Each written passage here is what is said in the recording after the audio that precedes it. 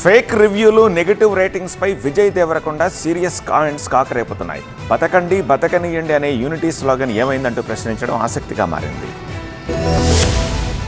ఈ మధ్య కాలంలో తెలుగు చిత్ర పరిశ్రమను అనేక సమస్యలు వెంటాడుతున్నాయి. వీటిలో పైరసీ, ఫేక్ రివ్యూలు, నెగటివ్ రేటింగ్స్ తీవ్రంగా వేధిస్తున్నాయి. ఇటీవల కొందరి అరెస్టులతో పైరసీపై కాస్త ఉపశమనం కలుగుతున్నా ఫేక్ రివ్యూలు, నెగటివ్ రేటింగ్స్ అంశాలు ఇబ్బందిగా మారాయి.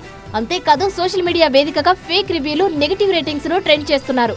దీనికి తోడు బుక్ మై షోలోనూ నెగటివ్ రేటింగ్స్ ఇస్తుండడం మరింత షాకిస్తోంది. దీనిపై పలువురు కోర్టును ఆశ్రయించారు. కోర్టు ఆదేశాలతో బుక్ మై షో తన వెబ్సైట్ లో సినిమాలకు రేటింగ్స్, రివ్యూలను తాత్కాలికంగా నిలిపివేసింది. ఈ క్రమంలోనే court ఆదేశాలపై hero Vijay Devarakonda X వేదికగా స్పందించారు. ఈ చర్య తనకు సంతోషాన్ని ఇచ్చినా కొంత బాధను కలిగిస్తోందని అభిప్రాయపడ్డారు.